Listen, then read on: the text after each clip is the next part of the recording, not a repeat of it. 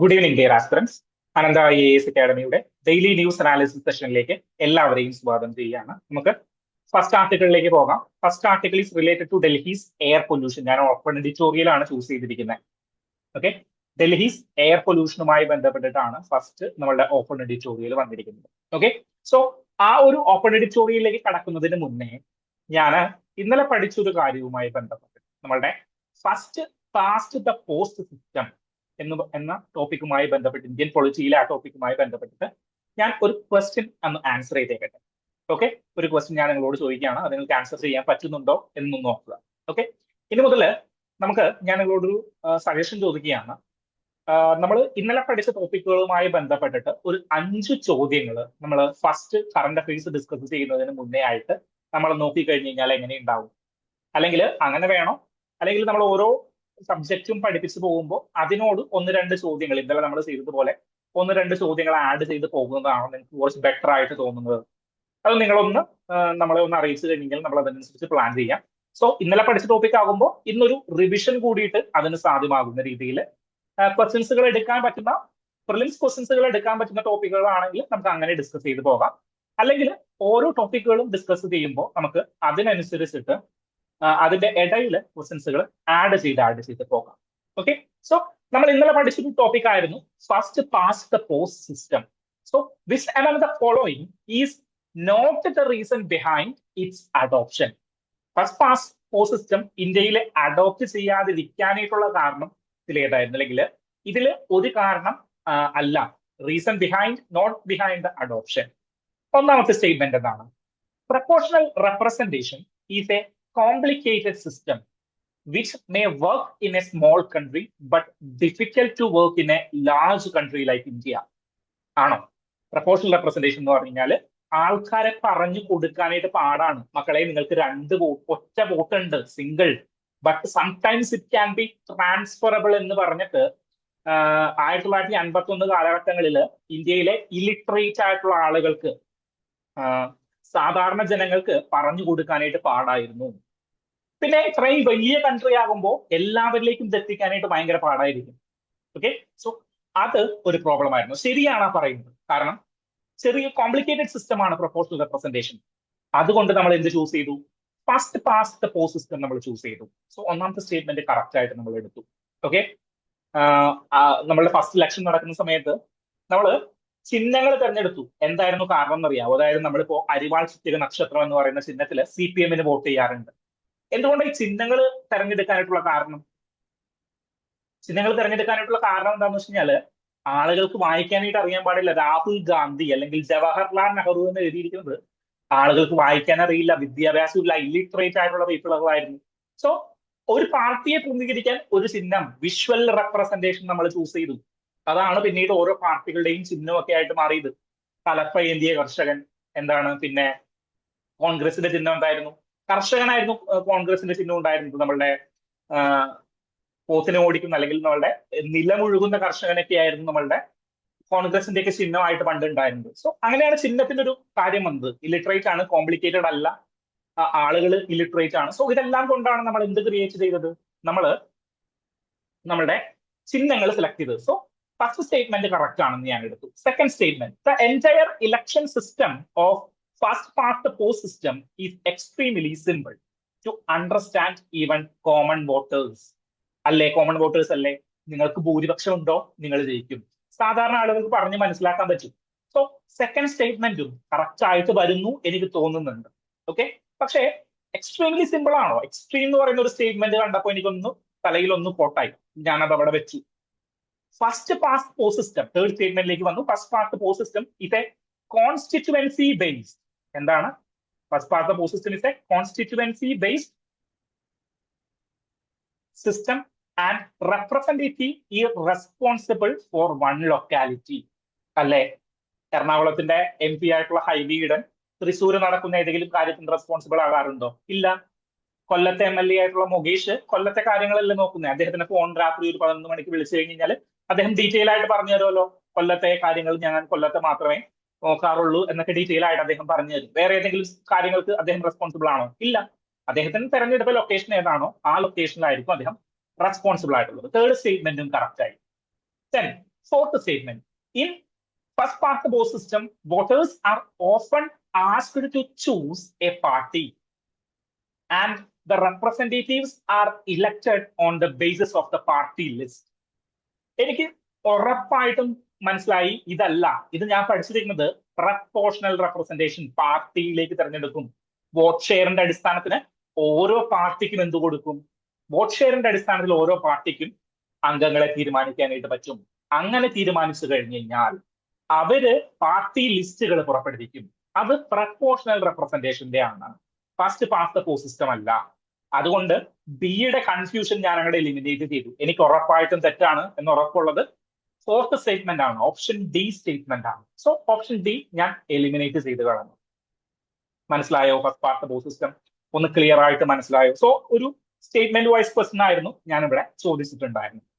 Okay, so ഇന്നലെ പഠിച്ച കാര്യങ്ങളൊന്ന് റിവൈസ് ചെയ്തെടുത്തു എന്ന് വിചാരിക്കുന്നു. ദെൻ നമുക്ക് ഫസ്റ്റ് ഡിസ്കഷനിലേക്ക് പോകാം. Delhi's air pollution crisis. Shashi Tharoor ഈ ഒരു ആർട്ടിക്കിൾ എഴുതിയിരിക്കുന്നത് വളരെ മെയിൻസ് പേഴ്സ്പെക്റ്റീവിൽ നമുക്ക് ആൻസറുകൾ അക്സെപ്റ്റ് ആയിട്ട് എഴുതാൻ പറ്റുന്ന രീതിയിലാണ് ഇദ്ദേഹം ആൻസറുകൾ ഈ ഒരു ആർട്ടിക്കിൾ എഴുതിയിരിക്കുന്നത്. ഓക്കെ, സോ ഡീറ്റെയിൽ ആയിട്ട് ഇതിനൊന്ന് മനസ്സിലാക്കുക. എന്താണ് ഡൽഹി എയർ പൊല്യൂഷന്റെ കാരണങ്ങൾ? ഡൽഹി എയർ പൊല്യൂഷന്റെ പല ഇമ്പാക്റ്റുകൾ ഉണ്ട്. ഇദ്ദേഹം ഡൽഹിയിലാണ് ജീവിക്കുന്നത് കറന്റ്.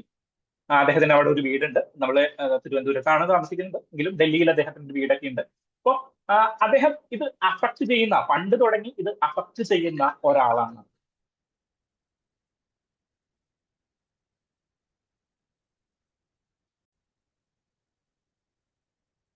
സോ എന്താ പറഞ്ഞു നിർത്തിയത്? ഓക്കെ, ഇദ്ദേഹം ഇവിടെ ഒരുപാട് നാളായിട്ട് ഡൽഹിയിൽ ജീവിക്കുന്ന ഒരാളായതുകൊണ്ട് ഇദ്ദേഹത്തിന് ഇതിന്റെ ഇമ്പാക്റ്റുകൾ എന്തൊക്കെയാണ് എന്നുള്ളത് മനസ്സിലാക്കും. എന്തൊക്കെ ഇമ്പാക്റ്റുകളാണ് നോർമലി വരാറുള്ളത്? ഓക്കെ, ഒന്ന് ഹെൽത്ത് ഇമ്പാക്ട് ആണ്. Of course health impact create ചെയ്യുന്നുണ്ട്. PM2.5 PM10 എല്ലാം ക്രിയേറ്റ് ചെയ്തിട്ട് ശ്വാസകോശം, ലങ്സ്, ക്യാൻസറുകൾ, കണ്ണടിച്ചു പോവുക, ഇങ്ങനെയുള്ള ഡിഫറൻറ്റ് കാര്യങ്ങൾ പൊല്യൂഷനുമായി ബന്ധപ്പെട്ട് സംഭവിക്കാറുണ്ട്. ദെൻ ഹെൽത്ത് ഇമ്പാക്ട് കഴിഞ്ഞ് കഴിഞ്ഞാൽ എക്കോണമിക് ഇമ്പാക്റ്റ് ആണ്. ഇവിടെ ഇദ്ദേഹം പറയുന്ന ഒരു കാര്യമുണ്ട്. ഓക്കെ, ഇന്ത്യയുടെ 1.36% ഓഫ് ദ GDP ലോസ് ആണ് ഇവിടെ എയർ പൊല്യൂഷൻ കൊണ്ട് സംഭവിക്കുന്നത്. അതെങ്ങനെയാണ് എയർ പൊല്യൂഷൻ കൊണ്ട് 1.36% GDP ലോസ് സംഭവിക്കുന്നത്?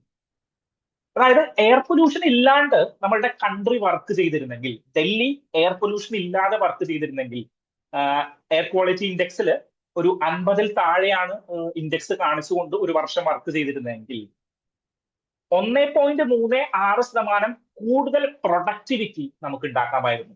അതായത് ഇന്ത്യയുടെ GDPക്ക് ഒരു 2% കൂടുതൽ GDPയിലേക്ക് കോൺട്രിബ്യൂട്ട് ചെയ്യാനായിട്ട് ഇന്ത്യയിൽ എയർ പൊല്യൂഷൻ ഇല്ലാതിരുന്നെങ്കിൽ സാധിക്കുമായിരുന്നു. ഓക്കെ, എന്താണ്, ഇപ്പൊ ഫോർ എക്സാമ്പിൾ ഞാൻ വർക്ക് ചെയ്യുന്ന ഒരാളാണ്. എനിക്കൊരു ഫാക്ടറി ഉണ്ടെന്ന് വിചാരിക്കാം, അല്ലെങ്കിൽ ഞാൻ ടീച്ചിങ് ചെയ്യുന്ന ഒരാളാണ്. സോ ഞാൻ എക്കോണമിയിലേക്ക് ഞാൻ GST അടയ്ക്കുന്നുണ്ട്, പക്ഷേ എയർ പൊല്യൂഷൻ കാരണം എനിക്ക് ക്ലാസ് എടുക്കാനായിട്ട് പറ്റുന്നില്ല. അപ്പോൾ എന്റെ ശമ്പളം കുറയാണ്, എന്റെ കൺസ്യൂമിങ് പ്രൈസ് കുറയാണ്. അപ്പോൾ അവിടെയുള്ള ആളുകൾ എന്ത് ചെയ്യും? അവിടെയുള്ള ആളുകൾ സാധനങ്ങൾ വാങ്ങിക്കാതിരിക്കും. സോ അങ്ങനെ GDPയിലേക്ക് കോൺട്രിബ്യൂട്ട് ചെയ്യുന്ന ഡിഫറൻറ്റ് ഫാക്ടറുകൾ എയർ പൊല്യൂഷൻ അഫക്ട് ചെയ്തത് കൊണ്ട് കോൺട്രിബ്യൂട്ട് ചെയ്യാതിരിക്കുന്നു. സോ 1.36 അറൌണ്ട് $36 ബില്യൺ നഷ്ടമാണ് നമുക്ക് സംഭവിച്ചിരിക്കുന്നത് എന്നാണ് ശശി തരൂര് ഇവിടെ പറയുന്നത്. ദെൻ നെക്സ്റ്റ് ആണ് ഏറ്റവും ഇമ്പോർട്ടന്റ് ആയിട്ടുള്ള കാര്യം. എന്താണ് ഡൽഹിയിലെ എയർ പൊല്യൂഷന്റെ റീസൺസ്? ഇദ്ദേഹം 4 പോയിന്റുകളിൽ ഈ റീസൺസിനെ കൺസോളിഡേറ്റ് ചെയ്തിരിക്കുകയാണ്. ഇത് അങ്ങനെ തന്നെ കോപ്പി ചെയ്തിട്ട് മെയിൻസിൽ ഒരു ആൻസർ ആയിട്ട് നിങ്ങൾക്ക് എഴുതാം. എന്തൊക്കെയാണ് ഡൽഹി എയർ പൊല്യൂഷന്റെ റീസൺസ്? എന്തൊക്കെയാണ്? ഒന്ന്, ജിയോഗ്രഫിക്കൽ ഫാക്ടേഴ്സ്. ജിയോഗ്രഫിക്കൽ ഫാക്ടേഴ്സ് വരുമ്പോൾ നമ്മൾ ജോഗ്രഫിയിലെ സ്റ്റാറ്റിക് ടോപ്പിക്കായ കോണ്ടിനെന്റാലിറ്റിയിലേക്ക് വരണം. എന്താണ് കോണ്ടിനെന്റാലിറ്റി?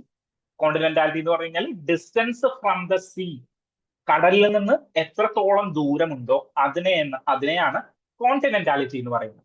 ഞാൻ എക്സാമ്പിൾ ഇതിന് മുന്നേ പറഞ്ഞിട്ടുണ്ട്. ഡൽഹിയിൽ എയർ പൊല്യൂഷൻ കൂടുതലാണ്, പക്ഷേ മുംബൈയിൽ എയർ പൊല്യൂഷൻ കൂടുതലല്ല. ഡൽഹിയെ വെച്ച് കമ്പയർ ചെയ്യുമ്പോൾ മുംബൈയിൽ ഡൽഹിയിലുള്ളതിനേക്കാൾ കൂടുതൽ ഫാക്ടറികളുണ്ട്, കൂടുതൽ പ്രൊഡക്ഷൻ യൂണിറ്റ്സുകൾ അവിടെ സംഘടിപ്പിക്കുന്നുണ്ട്. പക്ഷേ മുംബൈ എന്ന് പറഞ്ഞു കഴിഞ്ഞാൽ കടലിനോട് അടുത്താണ്. സോ എന്ത് പറ്റും? വിൻഡ് ഷിയർ കൂടുതലായിരിക്കും, കാറ്റടിക്കുന്നത് കൂടുതലായിരിക്കും എവിടെ? മുംബൈ റീജിയനിൽ. അതുകൊണ്ട് കാറ്റ് ഈ പൊല്യൂഷൻ ആയിട്ടുള്ള പാർട്ടിക്കിളെ ഡിസ്പേഴ്സ് ചെയ്ത് അങ്ങോട്ട് പോകും. പക്ഷേ ഡൽഹിയിൽ അത് നടക്കില്ല. ഡൽഹി എന്ന് പറഞ്ഞു കഴിഞ്ഞാൽ ആരവല്ലി ഹിൽസിന്റെ സൈഡിൽ കിടക്കുന്ന ഒരു സ്ഥലമാണ്. സോ ആരവൽ ഹിൽസിന്റെ വാലിയിലാണ് ആക്ച്വലി ഡൽഹി കിടക്കുന്നത്. സോ കാറ്റിന് ദൂരത്തേക്ക് പോകുന്നതിന് പരിമിതിയുണ്ട്. അത് സെക്കൻഡ് പോയിന്റിൽ ഞാൻ പറയാം. ഓക്കെ, സോ ജോഗ്രഫിക്കൽ ഫാക്ടർ ഒരു പ്രോബ്ലമാണ്. രണ്ടാമത്തെ problem meteorological factors. Meteorological factor എന്ന് പറഞ്ഞാൽ കാറ്റിന്റെ ഗതി ആരവല്ലി ഹിൽസിന്റെ താഴെ കിടക്കുമ്പോൾ ഇത് വെച്ചും ആരവല്ലി ഹിൽസിന്റെ താഴെ കിടക്കുമ്പോൾ വാലിയിൽ ഈ എയർ അവിടെ തന്നെ കെട്ടിക്കിടക്കാനായിട്ട്, പൊല്യൂട്ടഡ് ആയിട്ടുള്ള എയർ അവിടെ തന്നെ കെട്ടിക്കിടക്കാനായിട്ടുള്ള സാധ്യതയുണ്ട്. സെക്കൻഡ് റീസൺ, എന്നാ ഡൽഹിയിൽ എയർ പൊല്യൂഷൻ വരുന്നത്? ഡൽഹിയിൽ എയർ പൊല്യൂഷൻ വരുന്നത് നമ്മൾ ദീപാവലി സമയത്തോടനുബന്ധിച്ചിട്ടാണ്. ദീപാവലി സമയത്ത് സണ്ണിന്റെ അപ്പാരന്റ് പൊസിഷൻ എവിടെയായിരിക്കും? ദീപാവലി സമയത്ത് സണ്ണിന്റെ apparent position, so the sun will apparently move toward the southern direction, അല്ലെങ്കിൽ സദേൺ ഹെമിസ്ഫിയർ ജോഗ്രഫിയിൽ പഠിച്ചിട്ടുണ്ട്.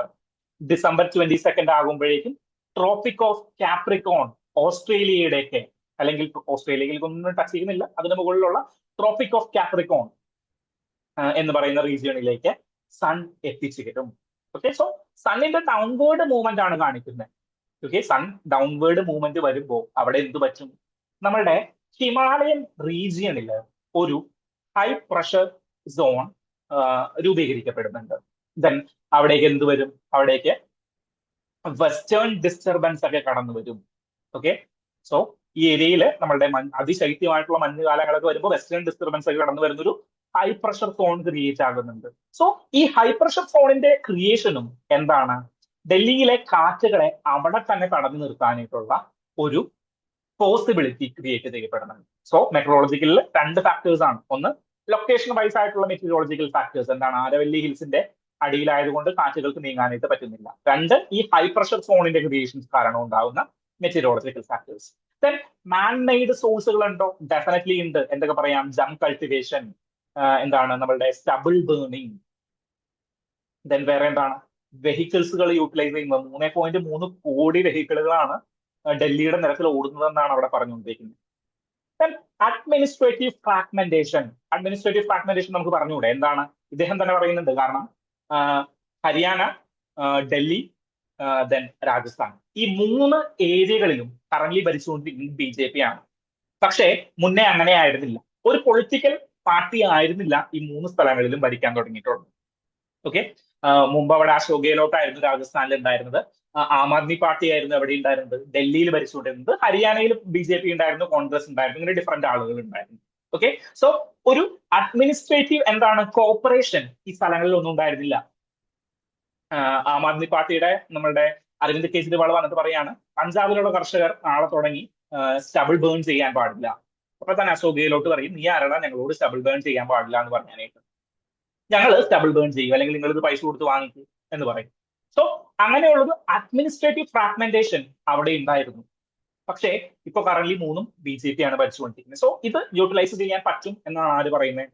നമ്മളുടെ ശശി തരൂര് പറഞ്ഞുകൊണ്ടിരിക്കുന്നത്. മനസ്സിലാവുന്നുണ്ടോ?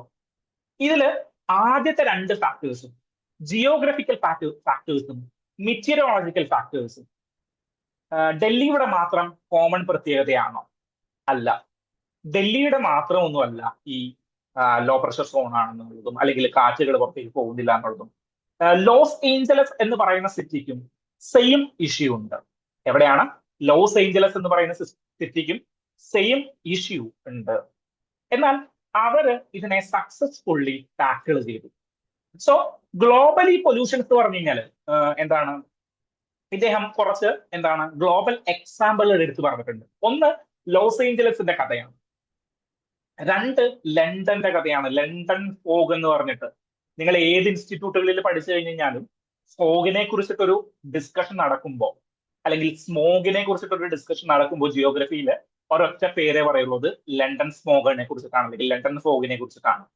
ദെൻ ലോകത്തെ ഏറ്റവും കൂടുതൽ എന്താണ് പൊല്യൂട്ടഡ് ആയിട്ടുള്ള സിറ്റികളുടെ ഒരു ചീത്തപ്പേര് കേട്ടിട്ടുള്ള ഒരു സ്ഥലമാണ് ചൈനയിലെ ബീജിംഗ് എന്ന് പറഞ്ഞത്. ഈ 3 സ്ഥലങ്ങളും, ബീജിംഗ് ആണെങ്കിലും ലോസ് ഏഞ്ചലസ് ആണെങ്കിലും ലണ്ടൻ ആണെങ്കിലും, എന്ത് ചെയ്തു? ഈ ഒരു സിറ്റിയിൽ ഈ ഒരു പൊല്യൂഷനെ കർബ് ചെയ്യാനായിട്ട് പല പ്രവർത്തനങ്ങളും ചെയ്തു. എന്താണ് അഡ്മിനിസ്ട്രേറ്റീവ് കോർപ്പറേഷൻസ് ഉണ്ടായിരുന്നു. ദെൻ മാൻമെയ്ഡ് റിസോഴ്സസുകളെ അല്ലെങ്കിൽ മാൻമെയ്ഡ് പ്രോബ്ലംസിനെ കുറയ്ക്കാനായിട്ട് ശ്രമിച്ചു. ഈ കാര്യങ്ങളാണ് ഇവര് ഇതിനു വേണ്ടിയിട്ട് ചെയ്തിട്ടുണ്ടായിരുന്നത്. ഒറ്റ സെക്കൻഡ്.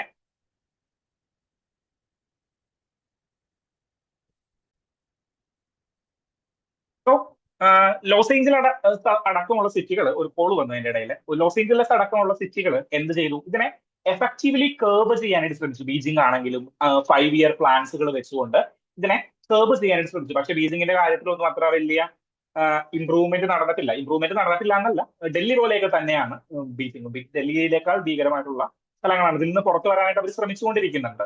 ഓക്കെ, സോ ആ കാര്യങ്ങളൊക്കെയാണ് ഇവിടെ ഇദ്ദേഹം ഇമ്പോർട്ടന്റ് ആയിട്ട് ഈ ഒരു ഡിസ്കഷനിൽ പറഞ്ഞിരിക്കുന്നത്. ഓക്കെ, സോ ഈ 4 പോയിന്റുകൾ നിങ്ങൾ അപ്പാട് തന്നെ അല്ലെങ്കിൽ അതേപോലെ തന്നെ എന്ത് ചെയ്യണം? നിങ്ങളുടെ മെയിൻസ് ആൻസർ റൈറ്റിങ്ങളിലേക്ക് എഴുതുക. എന്താണ്? ഡൽഹിയുടെ എയർ പൊല്യൂഷൻ റീസൺസ് എന്ന് പറഞ്ഞു കൊടുക്കുക. ദെൻ ഒരു ചിത്രം വരയ്ക്കുക, ഒരു വട്ടം വരയ്ക്കുക. റീസൺസ് പറഞ്ഞിട്ട് വട്ടം വരച്ചിട്ട് 4 ആരോ കൊടുക്കുക. Geographical, metrological, man-made, administrative fragmentation, എന്താ അതിന്റെ എക്സാമ്പിൾ കൊടുക്കുക. അങ്ങനെ ഒരു 10 മാർക്കിന്റെ ചോദ്യങ്ങൾ കൃത്യമായിട്ട് എഴുതാനായിട്ട് പറ്റും. ഓക്കെ, സോ ഇത് നിങ്ങൾക്ക് അറിയാനായിട്ട് പറ്റുന്ന കാര്യങ്ങളായിരിക്കും, ആഡ് ഓൺ ചെയ്യുന്നില്ല. പക്ഷേ ഒരു വെൽ സ്ട്രക്ചേർഡ് ആയിട്ടുള്ള ഒരു പൊസിഷൻ ഞാൻ നമ്മളുടെ കറണ്ട് അഫയേഴ്സിൽ നമ്മളുടെ ഓപ്പൺ എഡിറ്റോറിയലിൽ കണ്ടു. അത് നിങ്ങളോടുമായിട്ട് പങ്കുവച്ചിരിക്കുകയാണ്. ഓക്കെ, ദെൻ സെക്കൻഡ് ആർട്ടിക്കിൾ നിങ്ങൾക്ക് അറിയാവുന്ന ഒരു കാര്യം തന്നെയാണ്. ഞാനിത് കൂടുതൽ ഡിസ്കസ് ചെയ്യാനായിട്ടോ ഡിസ്ക്രൈബ് ചെയ്യാനായിട്ടോ പോകുന്നില്ല. എന്താണ്? പോസ്കോ ആക്ടുമായി ബന്ധപ്പെട്ടതാണ്. എന്താണ് പോക്സോ ആക്ട് എന്ന് പറയുന്നത്? Protection of children from sexual offences act. Whether the act is general, neutral or not. Act general neutral ആണോ? ആരെയാണ് അതിൽ പ്രൊട്ടക്ട് ചെയ്യുന്നത്? വുമൺ ചിൽഡ്രൻസിനെ മാത്രമാണോ? അല്ല, എല്ലാ ചിൽഡ്രൻസിനെയും. സോ ആക്ട് എഴുതിയിരിക്കുന്നത്, ആക്ടിന് ഇങ്ങനെ ഒരു എഡിറ്റോറിയൽ, ഓപ്പൺ എഡിറ്റോറിയൽ വരേണ്ട ആവശ്യകത കൂടിയേ ഇല്ല. ഉറപ്പിച്ചോളുക മനസ്സിൽ. ആക്ട് ജെൻഡർ ന്യൂട്രൽ തന്നെയാണ് ഫ്രം ഇറ്റ് ഇൻസെപ്ഷൻ. അത് എന്ന് തുടങ്ങിയാണോ നിലവിൽ വന്നത്? കമൻസ്മെന്റ് തുടങ്ങി 2012 മുതൽ ഈ ആക്ട് ജെൻഡർ ന്യൂട്രൽ തന്നെയാണ്. അതിന് ഇനിയൊരു കോടതി വിധിയുടെ ഒന്നും ആവശ്യമേ ഇല്ല. ഓക്കെ, സോ പുതുതായിട്ട് എത്ര കോടതി വിധികൾ വന്നു കഴിഞ്ഞാലും ഈ ആക്ട് ജെൻഡർ ന്യൂട്രൽ തന്നെയാണ്. എന്താണ് ജെൻഡർ ന്യൂട്രൽ എന്ന് പറഞ്ഞു കഴിഞ്ഞാൽ? ആ സ്ത്രീയെയും പുരുഷനെയും, പെൺകുട്ടിയെയും ആൺകുട്ടിയെയും ഒരുപോലെ പ്രൊട്ടക്ട് ചെയ്യാനായിട്ട് ബാധ്യസ്ഥമാകുന്ന ഒരു ആക്ടാണ്. ഫോർ എക്സാമ്പിൾ, റേപ്പ് നിങ്ങൾ എടുക്കുക. റേപ്പ്, അതായത് നമ്മളുടെ ഭാരതീയ ന്യായ സംഹിത, പഴയ IPCയിലെ റേപ്പ് എന്ന് പറയുന്ന ഒഫൻസ്. സോ പഴയ ഭാരതീയ ന്യായ സംഹിതയിലെ റേപ്പ് എന്ന് പറയുന്ന ഒഫൻസ് അത് എന്താണ്? ജെൻഡർ സെൻസിറ്റൈസ്ഡ് ആണ്. ദിസ് മീൻസ് വുമൻസിനാണ് അതിന്റെ പ്രൊട്ടക്ഷൻ കിട്ടുന്നത്. നിങ്ങൾ എടുക്കുക പോഷ് ആക്ട് എടുക്കുക. പോഷ് ആക്ട് എന്താണ്? നമ്മളുടെ prevention of sexual harassment in work place. So POSH ആക്ടില് ആർക്കാണ് പ്രൊട്ടക്ഷൻ കിട്ടുന്നത്? ഇന്റേണൽ കംപ്ലൈൻസ് കമ്മിറ്റി രൂപീകരിക്കണം. POSH act is particularly for woman sensitized ആണ്. പക്ഷേ അങ്ങനെ ഒരു ആക്ട് അല്ല നമ്മളുടെ പോക്സോ ആക്ട് എന്ന് പറയുന്നത്, protection of children from sexual offence act. നമ്മളുടെ പോഷ് ആക്ടിലൊക്കെ വുമൻസിനെ പെർട്ടിക്കുലർലി, അതായത് ഇപ്പോ ഫോർ എക്സാമ്പിൾ നമ്മളിപ്പോ നോട്ടം കൊണ്ടോ അല്ലെങ്കിൽ എന്താണ് പ്രവൃത്തി കൊണ്ടോ വാക്ക് കൊണ്ടോ ഒരു നോട്ടം കൊണ്ട് പോലും ഒരു വുമൻസിനെ എന്താണ് ഹറാസ് ചെയ്യുന്ന രീതിയിൽ പ്രവർത്തിച്ചു കഴിഞ്ഞു കഴിഞ്ഞാൽ എന്ത് പറ്റും? അവർക്ക് നമുക്കെതിരെ ഇന്റേണൽ കംപ്ലൈൻസ് കമ്മിറ്റിയിൽ ആരാണോ ആ പ്രവൃത്തി ചെയ്തത്, അതൊരു വുമൺ ആയിക്കോട്ടെ, അതൊരു മാൻ ആയിക്കോട്ടെ, ഒരു ട്രാൻസ്ജെൻഡർ വ്യക്തി ആയിക്കോട്ടെ, LGBTQ+ വ്യക്തി ആയിക്കോട്ടെ, അവർക്കെതിരെ എന്ത് കൊടുക്കാനായിട്ട് പറ്റും? അവർക്കെതിരെ ഇന്റേണൽ കംപ്ലൈൻസ് കമ്മിറ്റിയിൽ കേസ് കൊടുക്കാനായിട്ടും അവിടുത്തെ പിന്നീട് പോലീസ് സ്റ്റേഷനുകളിലേക്കും കോടതിയിലേക്കും കേസ് നീളാനായിട്ടുള്ള സാധ്യതകളുണ്ട്. പക്ഷേ ഒരു പുരുഷനെയാണ് ഒരു നോട്ടം കൊണ്ടോ ഒരു വാക്കുകൊണ്ടോ പ്രവൃത്തി കൊണ്ടോ എന്താണ് ഹറാസ് ചെയ്യുന്നതെങ്കിൽ പോഷ് ആക്ടിന്റെ അണ്ടറിൽ അത് പ്രാബല്യത്തിൽ വരുമോ, അല്ലെങ്കിൽ പോഷ് ആക്ടിന്റെ അണ്ടറിൽ അത് കേസ് എടുക്കാനായിട്ട് പറ്റുന്ന കുറ്റമാണോ? അല്ല. ഓക്കെ, സോ പെർട്ടിക്കുലർലി അതൊരു എന്താണ് ജെൻഡർ സെൻസിറ്റീവ് അല്ലെങ്കിൽ വുമൻസിനെ പ്രൊട്ടക്ട് ചെയ്യാനായിട്ട് മാത്രമുള്ള ആക്ടാണ്. പക്ഷേ പോക്സോ ആക്ടിന്റെ കീഴിലേക്ക് വരുമ്പോൾ, protection of children from sexual offence ആക്ടിന്റെ കീഴിലേക്ക് വരുമ്പോൾ എന്തല്ല, അത് ജെൻഡർ ന്യൂട്രൽ ആയിട്ടുള്ള ആക്ടാണ്. സ്ത്രീനെയും പുരുഷനെയും അത് അക്യൂസ്ഡ് ആവുന്ന ആളാണ് ഇവർ, അല്ലെങ്കിൽ പ്രതി എന്ന് ആരോപിക്കപ്പെടുന്ന ആള് ആര് വേണമെങ്കിലും ആകാം, സ്ത്രീയോ പുരുഷനോ ആകാം. കുട്ടിയെ പ്രൊട്ടക്ട് ചെയ്യുന്നത് ആര് വേണമെങ്കിലും ആകാം. കുട്ടി എന്ന് പറയുന്നത് അവിടെ അർത്ഥം സ്ത്രീയോ പുരുഷനോ ആകാം. സോ അങ്ങനെയുള്ള ഒരു സംശയത്തിന് ഇടവേണ്ട. It's a gender neutral act. 18 വയസ്സിൽ താഴെയുള്ള ഒരു ഏത് കുട്ടിയും ഈ പോക്സോ ആക്ടിന്റെ അണ്ടറിൽ എന്താണ് പ്രൊട്ടക്ട് ചെയ്യാൻ വിധിക്കപ്പെടുന്ന ആളുകളാണ്. ഓക്കെ, എന്നോടൊരു ഇന്റർവ്യൂവിൽ ചോദിച്ചിട്ടുണ്ടായിരുന്നു പോക്സോ ആക്ടിന്റെ എത്ര വയസ്സ് വരെയാണ്, 16 വയസ്സാണോ 18 വയസ്സാണോ? സോ 18 വയസ്സുവരെയുള്ള ഏതൊരു ആളെയും കുട്ടിയായിട്ടാണ് പോക്സോ ആക്ടിന്റെ അണ്ടറിൽ നമ്മൾ കണക്കാക്കിയിരിക്കുന്നത്. ഓക്കെ, സോ ആ ഒരു കാര്യം നിങ്ങൾ ഓർത്ത് വെക്കുക. നെക്സ്റ്റ് ഇമ്പോർട്ടന്റ് തിങ് എന്താണ്? Digital personal data protection act, DPDP act. Okay, so എന്താണ് ഈ DPDP ആക്ട്? എല്ലാവരും DPDP ആക്ടിനെ കുറിച്ചൊക്കെ ഡീറ്റെയിൽ ആയിട്ട് കേട്ടിട്ടുണ്ട്, അല്ലെങ്കിൽ എവിടെയെങ്കിലും ഒക്കെ കേട്ടിട്ടുണ്ട്. ഇപ്പോഴെന്താണ് DPDP ആക്ടിനെ കുറിച്ചിട്ട്? അതായത് നമ്മളുടെ പേഴ്സണൽ ഡാറ്റയാണല്ലോ ഇപ്പൊ ലോകത്തെ ഭരിച്ചുകൊണ്ടിരിക്കുന്ന ഒരു കാര്യം. whoever control the data controls you. So data കൈവശമുള്ളവനാണ് ഏറ്റവും വലിയ രാജാവായിട്ട് ലോകത്തിൽ മാറുന്നത്. അതുകൊണ്ടാണ് ആര് മെറ്റയും, ഫേസ്ബുക്കിന്റെ മെറ്റയും വാട്സപ്പും ഇൻസ്റ്റാഗ്രാമും എല്ലാം രാജാക്കന്മാരായിട്ട് അവരുടെ വിപണികളിൽ നിറഞ്ഞു നിൽക്കുന്നത്. ഓക്കെ, നിങ്ങൾ പലപ്പോഴും അനന്ത IAS അക്കാഡമിയുടെ ആഡ് കാണും. പല ഇൻസ്റ്റിറ്റ്യൂട്ടുകളുടെയും ആഡുകൾ നിങ്ങൾ ഫേസ്ബുക്കിലും ഇൻസ്റ്റാഗ്രാമിലൊക്കെ കയറുമ്പോൾ കാണാറുണ്ട്. അതെങ്ങനെയാണ്? ഇത് നമ്മൾ അഡ്വർടൈസ്മെന്റ് ചെയ്യുന്നത് പോലും എന്തിലാണ്? ഫേസ്ബുക്കിലും ഇൻസ്റ്റാഗ്രാമിലും ഒക്കെയാണ് നമ്മൾ അഡ്വർടൈസ്മെന്റ് ചെയ്യുന്നത്. നമ്മൾ പത്രത്തിൽ പരസ്യം കൊടുക്കുന്നത് കുറവാണ്, ടെലിവിഷനിൽ പരസ്യങ്ങൾ കൊടുക്കുന്നത് കുറവാണ്. ടെലിവിഷനിൽ ഇപ്പോ റിപ്പോർട്ടർ ടിവിയുടെ ഒക്കെ ടെലിവിഷൻ വ്യൂസ് നോക്കിക്കഴിഞ്ഞ് കഴിഞ്ഞാലും ഒരുപാട് വ്യൂസ് അതിലുണ്ട്. പക്ഷേ എന്താണ്, യൂട്യൂബിലുള്ള വ്യൂസ് ആണ് ഏറ്റവും കൂടുതലായിട്ട് വരുന്നത്. സോ യൂട്യൂബിൽ ഞങ്ങൾ ഇത്ര സബ്സ്ക്രൈബേഴ്സ് കൂടി, ഇതെല്ലാമാണ് ഇവർ നോക്കുന്നത്. സോ ഡാറ്റയാണ് ലോകത്തെ ഭരിച്ചുകൊണ്ടിരിക്കുന്ന ഒരു കാര്യം. സോ നമ്മളുടെ ഡാറ്റയെ പ്രൊട്ടക്ട് ചെയ്യണം എന്നുള്ളതുമായി ബന്ധപ്പെട്ടിട്ട് 2022 നമ്മൾ ഇന്ത്യൻ സർക്കാർ ഒരു നിയമം പാസ്സാക്കാനായിട്ട് തുടങ്ങി. ഓക്കെ, സോ ആ നിയമത്തിന്റെ പേരാണ് digital personal data protection act, DPDP act. Okay, എന്താണ് ഇതിന്റെ ഒരു ഹിസ്റ്ററി ആയിട്ട് വരുന്നത്? 2017 the famous and the landmark judgement of ഏതാണ്? പുട്ടസ്വാമി കേസ് വരുന്നത്. ഏതാണ്? പുട്ടസ്വാമി കേസ് വരുന്നത്. അതെന്താണ്? പ്രൈവസിയെ ഫണ്ടമെന്റൽ റൈറ്റ് ആയിട്ട് മാറ്റിയ ഇന്ത്യയിലെ ആദ്യത്തെ ലാൻഡ്മാർക്ക് ജഡ്ജ്മെന്റ് ആണ്. Right to privacy is a fundamental right. Puttaswamy കേസിൽ ഞാൻ പറഞ്ഞിട്ടുണ്ടായിരുന്നു മുന്നേ, നമ്മളുടെ എന്താണ് കേസിന് ആധാരം വരുന്നത്? നമ്മളുടെ ആധാറുമായി ബന്ധപ്പെട്ട കാര്യങ്ങളൊക്കെ തന്നെയാണ്. സോ പുട്ടസ്വാമി കേസിൽ പറഞ്ഞു right to privacy is a fundamental right. Fundamental right ആണ് നമ്മളുടെ പ്രൈവസി എന്ന് പറയുന്നത്. സോ നമ്മളുടെ ഡാറ്റാസ്, നമ്മളിപ്പോ ഫേസ്ബുക്കിലും മെറ്റയിലും വാട്സപ്പിലും ഒക്കെ കൊടുക്കുന്ന ഡാറ്റാസ് നമ്മളുടെ പ്രൈവസിയുടെ അടിസ്ഥാനം തന്നെയല്ലേ? തീർച്ചയായിട്ടും പ്രൈവസിയുടെ അടിസ്ഥാനം തന്നെയാണ്. സോ അതിനെ പ്രൊട്ടക്ട് ചെയ്യുന്ന ഒരു ആക്ട് ആണ് digital personal data protection act. Okay, പ്രധാനമായിട്ടും 3 തരത്തിലുള്ള ആളുകളെയാണ് ഈ ഒരു ആക്ട് ഡിഫൈൻ ചെയ്തിരിക്കുന്നത്. ഓക്കെ, ഒന്ന് ഡാറ്റ പ്രിൻസിപ്പിൾ. ആരാണ് ഈ ഡാറ്റ പ്രിൻസിപ്പിൾസ് എന്ന് പറഞ്ഞു കഴിഞ്ഞാൽ? ഡാറ്റ പ്രിൻസിപ്പിൾസ് എന്ന് പറയുന്നത് നമ്മളാണ്. നമ്മളുടെ ഡാറ്റയുടെ ഓണേഴ്സ്. എന്റെ ഡേറ്റ് ഓഫ് ബർത്ത്, എന്റെ പേര്, എന്റെ ഇമെയിൽ ID പാസ്വേഡ്, ദെൻ എന്റെ ആധാർ നമ്പർ, എന്റെ ലൊക്കേഷൻ, ഞാൻ എവിടെയൊക്കെ പോകുന്നു, ഞാൻ ഈ ഫോണും കൊണ്ടിട്ട് എവിടെയൊക്കെ ട്രാവൽ ചെയ്യുന്നു എന്നുള്ളത് ഗൂഗിളിന് അറിയാനായിട്ട് പറ്റും. ഞാൻ കഴിഞ്ഞ ദിവസം ട്രിവാൻഡ്രം ട്രാവൽ ചെയ്യായിരുന്നു. യൂട്യൂബ് എടുത്തു കഴിഞ്ഞ ഉടനെ ട്രിവാൻഡ്രത്തെ ഒരു ഫ്ലാറ്റിന്റെ, വിൽക്കുന്ന ഒരു ഫ്ലാറ്റിന്റെ, SFS ഫ്ലാറ്റിന്റെയോ അല്ലെങ്കിൽ വേറെ ഏതൊരു ഫ്ലാറ്റിന്റെ പരസ്യം എനിക്ക് എന്റെ യൂട്യൂബിൽ വന്നിരിക്കുകയാണ്. ട്രിവാൻഡ്രത്ത് ഫ്ലാറ്റ് വാങ്ങൂ, നേടൂ ഇത്ര രൂപയുടെ ബെനിഫിറ്റ്സ് എന്നൊക്കെ പറഞ്ഞിട്ട് ഫ്ലാറ്റിന്റെ പരസ്യം എന്റെ ഫോണിലേക്ക് വന്നിരിക്കുകയാണ്. ഞാൻ ഫോണിനോട് പറഞ്ഞിട്ടില്ല ഞാൻ ട്രിവാൻഡ്രം പോണ കാര്യം. ഞാൻ എന്റെ വീട്ടുകാരോട് പറഞ്ഞിട്ടാണ് ട്രിവാൻഡ്രത്ത് ഒരു ട്രെയിനിങ് അറ്റൻഡ് ചെയ്യാനായിട്ട് പോയത്.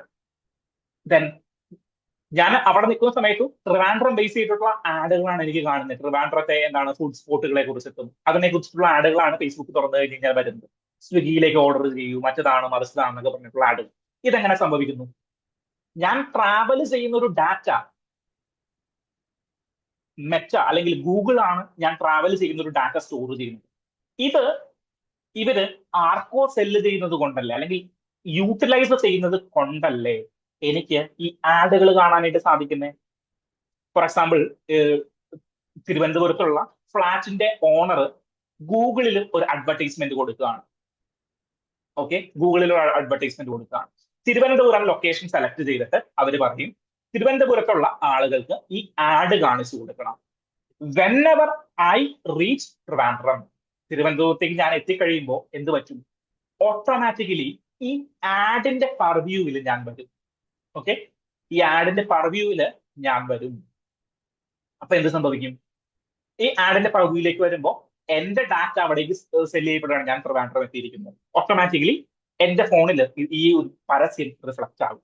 സോ എന്റെ പേഴ്സണൽ ഡാറ്റ യൂസ് ചെയ്തുകൊണ്ട് വേറൊരാളുടെ പരസ്യം അല്ലെങ്കിൽ വേറൊരാളുടെ അഡ്വർടൈസ്മെന്റ് എന്റെ പേഴ്സണൽ സ്പേസിൽ ഇയാൾ കാണിച്ചു തന്നിരിക്കുകയാണ്. സോ എന്റെ പ്രൈവസിയുടെ ഒരു നെടും തൂണല്ലേ അവിടെ നഷ്ടപ്പെട്ടിരിക്കുന്നത്. അതാണ്. സോ ഡാറ്റ പ്രിൻസിപ്പിൾ എന്ന് പറയുന്ന ഞാൻ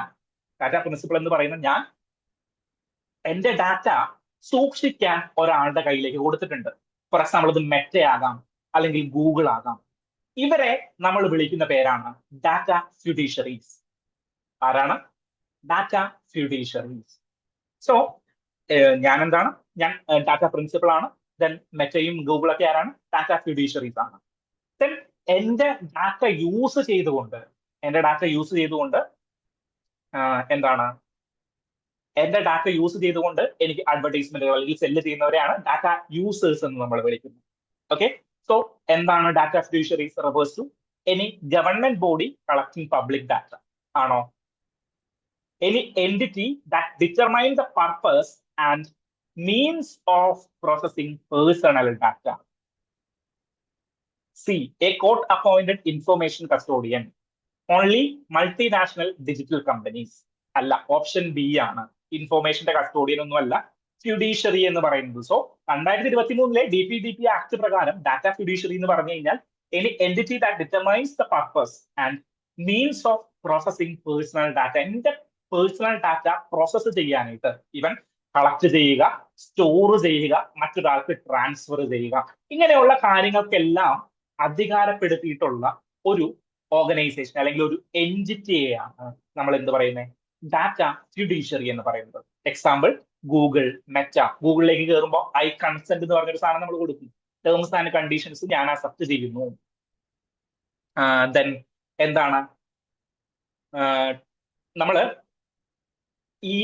നിങ്ങൾ പുതിയൊരു ഇമെയിൽ അക്കൗണ്ട് തുടങ്ങുമ്പോൾ നിങ്ങൾ കണ്ടിട്ടുണ്ടാവും. അതായത് നിങ്ങൾക്ക് വരുന്ന അതിലൊരു ടേംസ് ആണ്, ടേംസ് ആൻഡ് കണ്ടീഷനിൽ വരുന്ന ഒരു ടേംസ് ആണ്, നിങ്ങൾക്ക് വരുന്ന എന്താണ്?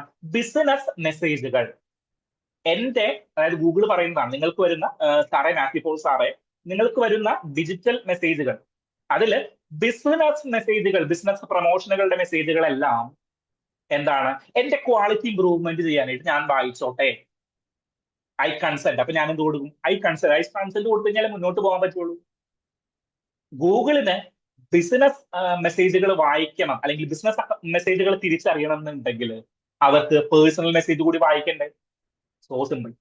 ഓക്കെ, സോ നമ്മളുടെ ഡാറ്റകളൊക്കെ നല്ലവണ്ണം ലീക്ക് ആയിട്ടുണ്ട്. ഒരുപാട് സ്ഥലങ്ങളിലേക്ക് ഡാറ്റകൾ പോയിട്ടുണ്ട്. ഇനി അപ്പൊ അതൊന്നും ചെയ്താൽ കാര്യമില്ല. ഗൂഗിൾ ഒരു ദിവസം ഗൂഗിൾ പ്രവർത്തനം നിർത്തി കഴിഞ്ഞാൽ ചിലപ്പോൾ നമ്മളിൽ പലരും ചിലപ്പോൾ മരിച്ചു പോകാനായിട്ടുള്ള വരെയുള്ള സാധ്യതകളുണ്ട്. ഓക്കെ, സോ നമ്മളുടെ ഡാറ്റകൾ എവിടെ ഇരിക്കുന്നത് അത്രയും എന്താണ്? ഫ്രജൈലാണ് നമ്മളുടെ പേഴ്സണൽ ഡാറ്റാസ് എന്ന് പറഞ്ഞു കഴിഞ്ഞാൽ. ആധാർ ഡാറ്റ കളക്ട് ചെയ്തപ്പോൾ അതാണ് ആളുകൾ കോടതിയിലേക്ക് പോയത്, പുട്ടസ്വാമി ജഡ്ജ്മെന്റുകളൊക്കെ വരാനായിട്ടുള്ള കാരണം.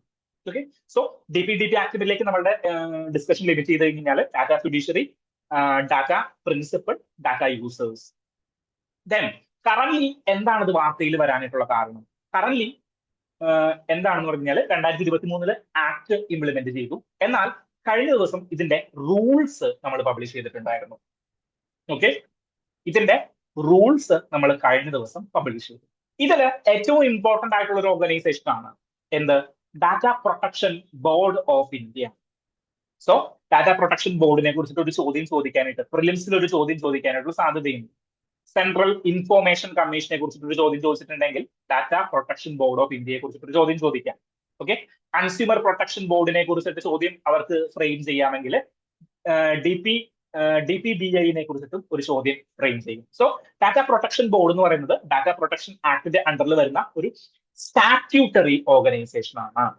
ഓക്കെ, ദെൻ വേറെ എന്തൊക്കെ പ്രവർത്തനങ്ങളാണ് വരുന്നത്? ഈ ഡാറ്റ ഫിഡ്യൂഷറീസ്, ഡാറ്റ ഇതിന്റെ ഉദ്ദേശം എന്ന് പറഞ്ഞാൽ, ഈ ഒരു ആക്ടിന്റെ ഉദ്ദേശം എന്ന് പറഞ്ഞു കഴിഞ്ഞാൽ ഡാറ്റ സ്റ്റോർ ചെയ്യുമ്പോഴും ഡെസിമിനേറ്റ് ചെയ്യുമ്പോഴും പാലിക്കേണ്ട നിയമങ്ങളാണ് ഇതിൽ എഴുതിയിരിക്കുന്നത്. സോ ഒരു ഇന്ത്യൻ യൂസറിന്റെ ഡാറ്റ അത് ഇന്ത്യയിൽ തന്നെ സ്റ്റോർ ചെയ്യാനായിട്ടും ഇന്ത്യയിൽ തന്നെ യൂസ് ചെയ്യാനായിട്ടും പറ്റണം. പുറത്ത് സ്റ്റോർ ചെയ്യുന്നുണ്ടെങ്കിൽ പ്രത്യേകമായിട്ടുള്ള കൺസെന്റുകൾ വേണം. ഇതെല്ലാമാണ് നമ്മളുടെ DPDP ആക്ടിൽ പ്രത്യേകമായിട്ട് പ്രതിപാദിക്കുന്നത്. ദെൻ ഇത് കംപ്ലൈ ചെയ്യാനായിട്ട് നിലവിൽ വന്നോ ഈ കാര്യം? ഇല്ല, നിലവിൽ വന്നിട്ടില്ല. ഒരു 18 മാസത്തെ സമയമാണ് ഇവർക്ക് കൊടുത്തിരിക്കുന്നത്. 18 മാസത്തെ സമയത്തിനുള്ളിൽ ഈ കമ്പനീസ് എന്ത് ചെയ്യണം? ഈ കമ്പനീസ് നമ്മളുടെ ഈ ഡാറ്റ DPDP ആക്ടിന്റെ എന്താണ് അലൈൻ ചെയ്തുകൊണ്ട് വർക്ക് ചെയ്യണം. പക്ഷെ ചില സെക്ഷനുകളൊക്കെ വന്നു. ഇപ്പോ എന്താണ് നമ്മളുടെ ഡാറ്റ പ്രൊട്ടക്ഷൻ ബോർഡ് ഓഫ് ഇന്ത്യയൊക്കെ നിലവിൽ വന്നിട്ടുണ്ട്. 4 മെമ്പേഴ്സ് ആണ്. അതിന്റെ ഡീറ്റെയിൽസ് നിങ്ങളൊന്ന് നോക്കാം. സോ ഡാറ്റ പ്രൊട്ടക്ഷൻ ബോർഡ് ഏറ്റവും ഇമ്പോർട്ടന്റ് ആയിട്ടുള്ള ടോപ്പിക്കുകളാണ്. ദെൻ ആക്ടിന്റെ പർപ്പസും ഞാൻ പറഞ്ഞു. ഓക്കെ, ദെൻ എന്താണ് ഇതിൽ ഒറ്റ കാര്യം കൂടി എനിക്ക് ആഡ് ആയിട്ട് പറയാനുണ്ട്. Significant data fiduciaries. ആരാണ് significant data fiduciaries? Significant data fiduciary എന്ന് പറഞ്ഞാൽ large entities that hold or use large datas. For example Meta. Okay, നമ്മളുടെ എന്താണ് നമ്മളുടെ ചില ചെറിയ ചെറിയ ആപ്പുകൾ ഉണ്ടാവും. അവര് കുറച്ച് ഡാറ്റാസെ കൈകാര്യം ചെയ്യുന്നുണ്ടാവുള്ളൂ. ഓക്കെ, ഫോർ എക്സാമ്പിൾ നിങ്ങളുടെ ലോക്കലി നിങ്ങളൊരു ഗുഡ് എന്റർപ്രണർ ഉണ്ടാകും. അയാൾ എന്ത് ചെയ്യുന്നുണ്ടാകും? അയാൾ ചെറിയൊരു ആപ്പ് ബിൽഡ് ചെയ്യുന്നുണ്ടാകും. അല്ലെങ്കിൽ മാത്യു, ഇപ്പൊ ഞാനൊരു ആപ്പ് തുടങ്ങുകയാണ്, മാത്യൂസ് ലേണിംഗ് ആപ്പ് എന്ന് പറഞ്ഞിട്ട് ഒരു ആപ്പ് തുടങ്ങുകയാണ്. സോ ആ സമയത്ത് ഞാൻ ചിലപ്പോൾ അതിലൊരു 1000 പിള്ളേരെ ഉണ്ടാവുള്ളൂ. 1000 പിള്ളേരുടെ ഡാറ്റ മാത്രമേ എന്റെ കയ്യിൽ ഉണ്ടാവുള്ളൂ. പക്ഷേ ഗൂഗിളിനെ സംബന്ധിച്ചാണെങ്കിലും മെറ്റയെ സംബന്ധിച്ചിട്ടാണെങ്കിലും കോടിക്കണക്കിന് ആളുകളുടെ ഡാറ്റാസ് അവരുടെ കയ്യിലുണ്ട്. ഇപ്പോൾ പണ്ടൊരു റിപ്പോർട്ട് ഉണ്ടായിരുന്നു, വേണമെങ്കിൽ മെറ്റയ്ക്ക് അമേരിക്കൻ ഇലക്ഷനെ സ്വാധീനിക്കാനായിട്ട് പറ്റും എന്നൊരു ഇതൊക്കെ ഉണ്ടായിരുന്നു. സോ അങ്ങനെയുള്ള ലാർജ് ഡാറ്റാസ് ഹോൾഡ് ചെയ്യുന്ന ആളുകളെയാണ് സിഗ്നിഫിക്കന്റ് ഡാറ്റ ഫിഡ്യൂഷറീസിന്റെ അണ്ടറിൽ വരുന്നത്. സോ അവര് തീർച്ചയായിട്ടും ഡാറ്റ പ്രൊട്ടക്ഷൻ ഓഫീസേഴ്സ്, അതായത് നമ്മളുടെ ഡാറ്റ ഇല്ലീഗലി യൂസ് ചെയ്ത് കഴിഞ്ഞാൽ നമ്മൾ ആരുടെ അടുത്തേക്ക് പോകുന്നു? നമ്മളുടെ മെറ്റയിലെ ഡാറ്റ പ്രൊട്ടക്ഷൻ ഓഫീസേഴ്സിന്റെ അടുത്തേക്ക് നമ്മൾ പോകേണ്ട ഒരു സിറ്റുവേഷൻ വരും. സോ ഇതെല്ലാം അപ്പോയിന്റ്മെന്റ് ചെയ്യുന്നത് 18 മാസത്തിനുള്ളിൽ നമ്മൾ അപ്പോയിന്റ്മെന്റ് ചെയ്തിരിക്കണം എന്നാണ് DPDP ആക്ടിന്റെ റൂൾസുകളിൽ പറയുന്നത്. സോ ആ റൂൾസ് ആണ് നമ്മൾ എന്ത് ചെയ്തിരിക്കുന്നത്? കഴിഞ്ഞ ദിവസം ഇംപ്ലിമെന്റ് ചെയ്തിരിക്കുന്നത്. ദെൻ ഒരു ഡിസ്കഷനും കൂടിയുണ്ട്. It is related to RTI amendment ആക്ടുമായി ബന്ധപ്പെട്ട്. സോ RTI എന്താണ്? റൈറ്റ് ടു ഇൻഫോർമേഷൻ ആക്ട് ആണ്. അതായത് സാധാരണ ജനങ്ങൾക്ക് ഇൻഫോർമേഷൻ കിട്ടുന്നതിന് വേണ്ടിയിട്ടുള്ള ആക്ട് ആണ്. ഡാറ്റ പ്രൊട്ടക്ഷൻ ആക്ടോ DPDP ആക്ടോ ഡാറ്റയെ പ്രൊട്ടക്ട് ചെയ്യാനായിട്ട് ഉള്ള ഒരു ആക്ട് ആണ്. സോ നമ്മൾ ഇത് ഡിസ്കസ് ചെയ്തിട്ടുണ്ട് മുന്നേ ഒരു ഓപ്പൺ എഡിറ്റോറിയൽ. എന്തുകൊണ്ടാണ് DPDP ആക്ട് RTI അമെൻഡ്മെന്റിനെ അല്ലെങ്കിൽ കോൺട്രവേഴ്സി വരുന്നത് എന്നതിനെ കുറിച്ച് ഡിസ്കസ് ചെയ്തിട്ടുണ്ട്. സോ RTIയില് ഒരു ഇൻഫോർമേഷൻ പേഴ്സണൽ ഇൻഫോർമേഷൻ ആണെങ്കിൽ അത് എന്താണ് പബ്ലിക് ഗുഡ്സിൽ നിരക്കാത്തതാണെങ്കിൽ അല്ലെങ്കിൽ പബ്ലിക്കിന് ആവശ്യമില്ലാത്തൊരു ഡാറ്റയാണെന്ന് തോന്നുകയാണെങ്കിൽ അത് ഡിസ്ക്ലോസ് ചെയ്യണ്ട. Okay, so anything related to എന്താണ് പബ്ലിക് ഇൻട്രസ്റ്റ് ആണെങ്കിൽ, സോ മുന്നേ എങ്ങനെയായിരുന്നു? പബ്ലിക് ഇൻട്രസ്റ്റ് ആണ്. So it is a personal information. For example എന്താണ് എന്റെ വീടിന്റെ ഫ്രണ്ടിൽ കൂടിയിട്ട് ഒരു റോഡ് കോൺക്രീറ്റ് ചെയ്തു. കോൺക്രീറ്റ് ചെയ്തു കഴിഞ്ഞപ്പോൾ കോൺട്രാക്ടറിന്റെ നമ്പർ അവിടെ എഴുതി വെച്ചു. അതായത് ഈ റോഡ് പൊളിഞ്ഞു കഴിഞ്ഞു കഴിഞ്ഞാലോ അല്ലെങ്കിൽ ഈ റോഡിൽ കുഴികൾ ശ്രദ്ധിക്കപ്പെട്ട് കഴിഞ്ഞാൽ എനിക്ക് ഡയറക്ട്ലി കോൺട്രാക്ടറെ വിളിച്ച് പറയാം. ഇപ്പൊ കോൺട്രാക്ടറിന്റെ നമ്പർ എന്ന് പറയുന്നത് അദ്ദേഹത്തിന്റെ പേഴ്സണൽ ഇൻഫോർമേഷൻ അല്ലേ? പേഴ്സണൽ ഇൻഫോർമേഷൻ ആണ്.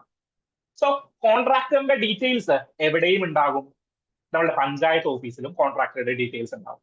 ഞാൻ RTI മുഖാന്തരം ഞാൻ പഞ്ചായത്ത് ഓഫീസിൽ ഒരു അപേക്ഷ കൊടുത്തു. RTI മുഖാന്തരം എനിക്ക് നമ്മളുടെ കോൺട്രാക്ടറിന്റെ പേഴ്സണൽ മൊബൈൽ നമ്പർ ഒന്ന് വേണം. കാരണം ഇമ്മാതിരി പണിയിലാണോ റോഡ് പണിയുന്നത്, റോഡിന്റെ മിനിമം ഇഷ്ടിക അല്ലെങ്കിൽ കോൺക്രീറ്റിന്റെ അളവെങ്കിലും തനിക്ക് അറിയാമോ എന്ന് ചോദിക്കുന്നതിന് വേണ്ടിയിട്ട് എനിക്ക് കോൺട്രാക്ടറിന്റെ നമ്പർ ഒന്ന് വേണം എന്ന് ഞാൻ പഞ്ചായത്ത് ഓഫീസിൽ ഒരു RTI കൊടുത്തു കഴിഞ്ഞു കഴിഞ്ഞാൽ ഫോൺ നമ്പർ നമ്മളുടെ ഇങ്ങേരുടെ പേഴ്സണൽ ഇൻഫോർമേഷൻ ആണെങ്കിലും എനിക്ക് തന്നുകൂടെ, എനിക്ക് തരാം. പബ്ലിക് ഇൻട്രസ്റ്റിന് നല്ലതാണെങ്കിൽ, പബ്ലിക് ഇൻട്രസ്റ്റിന് കൊടുക്കുന്നതാണെങ്കിൽ നമ്മളുടെ കോൺട്രാക്ടറിന്റെ ഫോൺ നമ്പർ എനിക്ക് തരും. പക്ഷേ ആ ഒരു കാര്യം RTA അമെൻമെന്റ് ചെയ്തു. കാരണം എന്താണ്?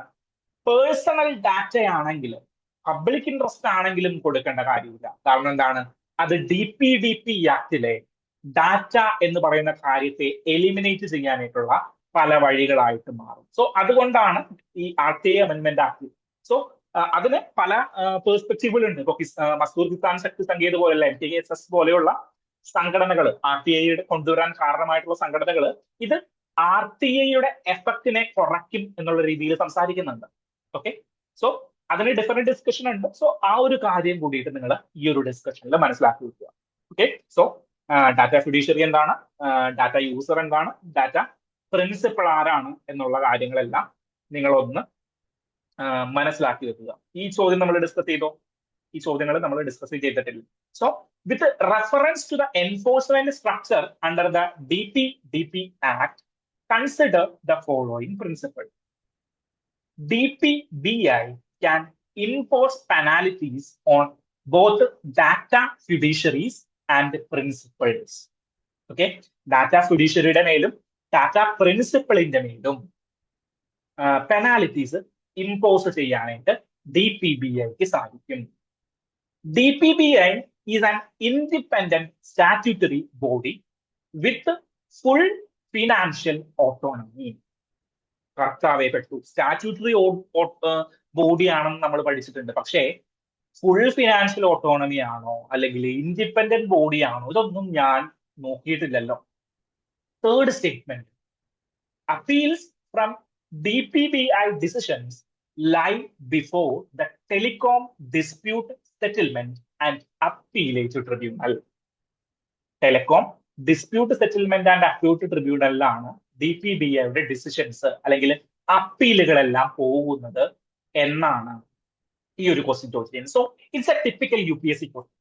DPDP ആക്ടിനെ കുറിച്ചിട്ട് നിങ്ങൾ പഠിക്കുന്നു, എന്താണ് ഡാറ്റ ഫിഡ്യൂഷ്യറിനെ കുറിച്ച് പഠിക്കുന്നു, ഡാറ്റ പ്രൊട്ടക്ഷൻ ബോർഡ് ഓഫ് ഇന്ത്യനെ കുറിച്ചിട്ട് പഠിക്കുന്നു. പക്ഷേ ഇങ്ങനെ ഒരു ചോദ്യം വന്നു കഴിഞ്ഞാൽ, സ്റ്റാറ്റ്യൂട്ടറി ഓർഗനൈസേഷൻ ആണെന്നാണ് എല്ലാവരും പഠിച്ചു പോകുന്നത്. പക്ഷെ ഇങ്ങനെ ഒരു ചോദ്യം വന്നു കഴിഞ്ഞാൽ എങ്ങനെ ആൻസർ ചെയ്യും? സോ വാട്ട് ഐ സേസ്, ഇത് ടിപ്പിക്കൽ ഒരു UPSC ക്വസ്റ്റൻ ആണ്. കാരണം എന്താണ്?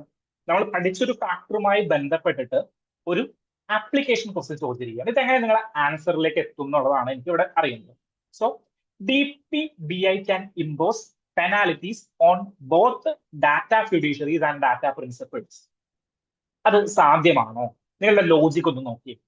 ഡാറ്റ ഫിഡ്യൂഷ്യറിലേക്ക് എന്തായാലും ഇമ്പോസ് ചെയ്യാൻ പറ്റും എന്നുള്ളത് നിങ്ങൾക്ക് ഉറപ്പാണ്. കാരണം എന്താ? അവര് ഡാറ്റയെ ഹോൾഡ് ചെയ്യുന്നതാണ്. സോ അവർക്ക് ഒരു പെനാൽറ്റി കൊടുക്കാനായിട്ട് പറ്റും. പക്ഷെ ഡാറ്റ പ്രിൻസിപ്പിൾ എന്നെ അവർക്ക് പെനാൽറ്റി കൊടുക്കാനായിട്ട് പറ്റും. ഉറപ്പല്ലേ? ഞാനൊരു ഫോൾസ് കംപ്ലൈന്റ് ആണ് കൊടുക്കുന്നതെങ്കിലോ തീർച്ചയായിട്ടും പറ്റും. സോ ആ ഒരു രീതിയിലേക്ക്, ആ ഒരു തോട്ട് പ്രോസസ്സിലേക്ക് നിങ്ങളുടെ മൈൻഡ് പോയോ ഇല്ലയോ എന്നുള്ളതാണ് എനിക്ക് അറിയേണ്ടത്. Second statement, DPBI is an independent statutory body with full financial autonomy. അതായത് എന്ത് വേണമെങ്കിലും, അവർക്ക് പൈസ വേണമെങ്കിൽ, പൈസ എടുക്കണമെങ്കിൽ എന്ത് ചെയ്യണം? എവിടെ നിന്ന് വേണമെങ്കിലും പൈസ എടുക്കാനായിട്ട് ഒരു ഫുൾ ഫിനാൻഷ്യൽ ഓട്ടോണമിയിൽ ഒരു ഇൻഡിപെൻഡന്റ് ബോഡി ആയിട്ട് മാറുകയാണ്. അങ്ങനെ ഏതെങ്കിലും ഒരു സ്റ്റാറ്റ്യൂട്ടറി ബോഡി മാറിയിട്ടുണ്ടോ? RBI മാറ്റി നിർത്തുക, സെബി വേണമെങ്കിൽ ഒന്ന് മാറ്റി നിർത്തുക, അത്രേ ഉള്ളൂ. പക്ഷേ independent statutory body full financial autonomy അങ്ങനെ നടക്കില്ല. കാരണം എന്താ? ഇത് മൈറ്റിയുടെ അണ്ടറിൽ, മിനിസ്ട്രി ഓഫ് ഇലക്ട്രോണിക്സിന്റെ അണ്ടറിൽ വരുന്ന ഒരു ഓർഗനൈസേഷൻ ആണ്. സ്റ്റാറ്റ്യൂട്ടറി ബോഡി ആയിരിക്കാം, പക്ഷെ ഇതിനൊരു full financial autonomy, charged expenditure ഒക്കെ നമ്മളുടെ ബഡ്ജറ്റിൽ നിന്ന് കൊടുക്കാനായിട്ട് പറ്റുമോ? ഇല്ല. സോ സെക്കൻഡ് സ്റ്റേറ്റ്മെന്റ് തെറ്റാവാനായിട്ടുള്ള സാധ്യതയുണ്ട്. Third statement, appeals from DPBI decisions lie before the Telecom Dispute Settlement and Appellate Tribunal. അതായത് DPBIയുടെ ഡിസിഷനിൽ എനിക്കൊരു അപ്പീല് പോകാം. അതെവിടെ പോകാം? Telecom dispute settlement and appellate tribunal ഇതാണോ അല്ലെങ്കിൽ വേറെ ഏതെങ്കിലും ആണോ? എനിക്കറിയില്ല. പക്ഷേ എനിക്ക് തോന്നുന്നുണ്ട് telecom dispute settlement appellate tribunal ആയിരിക്കണം. ഓക്കെ, എനിക്ക് കൃത്യമായിട്ട് അറിയില്ല ഇതാണ്, പക്ഷേ telecom dispute settlement appellate tribunal അല്ല എന്ന് പറയാനായിട്ട് എന്റെ കയ്യിൽ ഒരു തെളിവുമില്ല, അല്ലെങ്കിൽ എന്റെ കയ്യിൽ അതല്ല എന്ന് സ്വാംശീകരിക്കാനായിട്ടുള്ള ഒരു ഐഡിയ പോലും ഇല്ല. Then ഞാൻ എന്റെ ലോജിക് ഉപയോഗിച്ചു. ടെലകോം ഡിസ്പ്യൂട്ട് അപ്പീലേറ്റ് ട്രിബ്യൂണലിലേക്ക് പൊക്കൂടെ? ഇപ്പോൾ ഡാറ്റ ഫിഡ്യൂഷ്യറി ആണെങ്കിൽ കോടതിയിലേക്ക് പോകുന്നതിന് മുൻപേ, മെറ്റ ആണെങ്കിലും ഗൂഗിൾ ആണെങ്കിലും കോടതിയിലേക്ക് പോകുന്നതിന് മുൻപേ telecom dispute settlement and appellate ട്രിബ്യൂണലിലേക്ക് പൊക്കൂടെ? പോകാം, ഒരു കുഴപ്പമില്ല. സോ തേർഡ് സ്റ്റേറ്റ്മെന്റ് ശരിയാകാനായിട്ടുള്ള സാധ്യതയുണ്ട്, സെക്കൻഡ് സ്റ്റേറ്റ്മെന്റ് തെറ്റാകാനായിട്ടുള്ള സാധ്യതയുണ്ട്. So DPBA is an independent. എന്റെ മനസ്സിൽ ഞാൻ ചിന്തിച്ചു നോക്കി, കുറച്ച് എക്സാമ്പിളുകൾ എടുത്തു നോക്കി. LIC ഒരു സ്റ്റാറ്റ്യൂട്ടറി ഓർഗനൈസേഷൻ ആണ്. ഇതിന് ഇൻഡിപെൻഡന്റ് ഫിനാൻഷ്യൽ ഓട്ടോണമി അങ്ങോട്ട് കൊടുത്തിരിക്കുകയാണ്. ആണോ? ഒരിക്കലും നടക്കില്ല. ISRO പോലെ പ്രവർത്തിക്കാനായിട്ട്. ISROയെ പോലും നമ്മൾ എന്താണ്, പാർലമെന്റ് വേണമെങ്കിൽ പിടിച്ചു നിർത്താനായിട്ട് പറ്റും. ഈവൻ പ്രസിഡന്റിന് പോലും ഫുൾ ഫിനാൻഷ്യൽ ഓട്ടോണമി ഇല്ല. പിന്നെയാണ് ഒരു independent statutory organisation. Second statement ഞാൻ അങ്ങോട്ട് എലിമിനേറ്റ് ചെയ്ത് കളഞ്ഞു. സെക്കൻഡ് സ്റ്റേറ്റ്മെന്റ് എലിമിനേറ്റ് ചെയ്ത് കഴിഞ്ഞ് കഴിഞ്ഞാൽ എന്തായി? എന്റെ ടഗ് ഓഫ് വാർ എന്ന് പറയുന്നത് ഓപ്ഷൻ ബിയും ഓപ്ഷൻ ഡിയും തമ്മിലാണ്, Bombay and Delhi. Okay, so 1 and 3 ആണോ, 3 ഓൺലി ആണോ? ഞാൻ ഫസ്റ്റ് സ്റ്റേറ്റ്മെന്റിലേക്ക് ഒന്ന് ചിന്തിച്ചു നോക്കി. DPBA can impose penalties on both data fiduciaries and data principals. ആണോ? ഡാറ്റ ഫിഡ്യൂഷ്യറിയും ഡാറ്റ പ്രിൻസിപ്പിളിനെയും ഒരുമിച്ച് ചെയ്യാൻ പറ്റുമോ? ലോജിക്കലി പറ്റും. കാരണം എന്താണ്? ഡാറ്റ പ്രിൻസിപ്പിളായി ഞാൻ തെറ്റായിട്ടുള്ള ഒരു കംപ്ലൈന്റ് കൊടുത്തു കഴിഞ്ഞാൽ വേണമെങ്കിൽ എന്നെയും അവർക്ക് പെനാൽറ്റി അടിച്ചു കൊടുക്കാം. ഒരു 100 രൂപയെങ്കിലും 100 രൂപ പെനാൽറ്റി അടിച്ചു കൊടുത്തൂടെ? കൊടുക്കാം. സോ അതും ശരിയാവാനായിട്ടുള്ള സാധ്യതയുണ്ട്. അങ്ങനെയാണെങ്കിൽ സാധ്യതയുണ്ടെങ്കിൽ ഞാൻ ഓപ്ഷൻ എയിലേക്ക് പോകും. ഓപ്ഷൻ എ തന്നെയാണ് ഇതിന്റെ ഉത്തരവും. ഓക്കെ, സോ ഈ ഒരു ലോജിക്കൽ തിങ്കിങ്ങിലേക്ക് നിങ്ങൾ വരണം. പ്രിലിംസ് പാസ്സാകണമെങ്കിൽ ഈ ഒരു ലോജിക്കൽ തിങ്കിങ് ഇല്ലാണ്ട് പറ്റില്ല. നമ്മൾ ഒരുപാട് കണ്ടന്റുകൾ എടുക്കും, ഡാറ്റ ഫിഡ്യൂഷ്യറി, ഡാറ്റ പ്രിൻസിപ്പിളുകൾ, ഇതിന്റെ എല്ലാ കാര്യങ്ങളും നമ്മൾ പഠിക്കും. പക്ഷേ ഒരു ലോജിക്കൽ തിങ്കിങ് ഇല്ലാണ്ട് നമുക്ക് പ്രിലിംസിനെ അപ്രോച്ച് ചെയ്യാനായിട്ട് പറ്റില്ല. സോ ആ ഒരു ലോജിക്കൽ തിങ്കിങ് നിങ്ങൾ വളർത്തിയെടുക്കാനായിട്ട് ശ്രമിക്കുക. അത്രയേ ഉള്ളൂ എനിക്ക് നിങ്ങളോട് ഡീറ്റെയിൽ ആയിട്ട് പറയാനായിട്ടുള്ളത്. നമുക്ക് നാളെ വീണ്ടും കാണാം. Okay, thank you.